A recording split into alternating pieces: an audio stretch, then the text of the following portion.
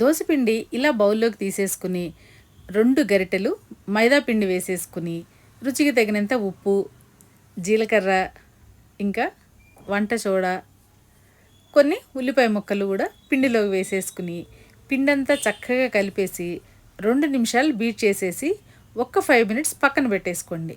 పిండి చక్కగా నానుతుందనమాట. నూనె వేడి చేసుకుని చిన్న చిన్న పునుగులు వేసేసుకోవటమే. ఈ పునుగులు భలే రుచిగా ఉంటాయండి. ఇది మామూలు పిండి కాదండి. నేను దోశ పిండి కోసం బ్రౌన్ రైసు ఇంకా మినపప్పు కలిపి రుబ్బానన్నమాట. ఆ పిండితో పునుగులు వేశాను. రుచి అయితే చాలా బాగుంటుంది. ఇంకా నూనె కూడా ఎక్కువ పీల్చదనమాట. ఇలా బ్రేక్ఫాస్ట్కి చేసి పెడితే పిల్లలు చకచక తినేస్తారండి. ఎప్పుడు దోశలు ఇడ్లీలే కాకుండా ఇలా చిన్న చిన్న పునుగులు కూడా వేసుకుంటే రుచి బాగుంటుంది. దాంట్లోకి పల్లి చట్నీ కానీ కొబ్బరి చట్నీ కానీ పర్ఫెక్ట్గా సూట్ అయిపోతుంది. మీరు కూడా ఒకసారి ఇలా ట్రై చేసి ఎలా వచ్చిందో కమెంట్ సెక్షన్లో కమెంట్ పెట్టండి. ఆగండి, లైక్ చేయటం మర్చిపోయారు.